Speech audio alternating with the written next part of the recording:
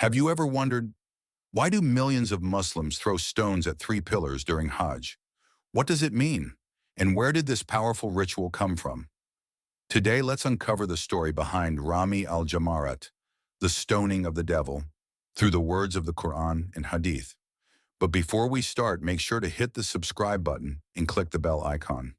The ritual of stoning the Shaytan dates back to the time of Prophet Ibrahim, peace be upon him. While the Quran doesn't mention the stoning directly, it does tell us the core of the story in Surah As-Safat 37:102. Then when his son reached the age of exertion, Ibrahim said, "O my son, indeed I have seen in a dream that I must sacrifice you."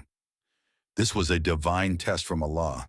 According to authentic hadith found in Musnad Ahmad and other books, as Prophet Ibrahim prepared to carry out Allah's command and sacrifice his son Ismail, Shaytan appeared to him at three different spots trying to whisper doubts into his heart.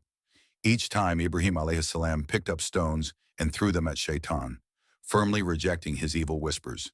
These three locations are now marked in Mina by three stone structures: Jamarat al-Aqaba, Jamarat al-Wusta, and Jamarat al-Sugra. The act of throwing 7 pebbles at each pillar is not just a reenactment. It's a powerful symbol of our fight against evil. Every Hajj pilgrim throws these pebbles not just as a ritual, but as a promise to fight their own inner Shaytan, to resist temptation, to stay firm in their faith.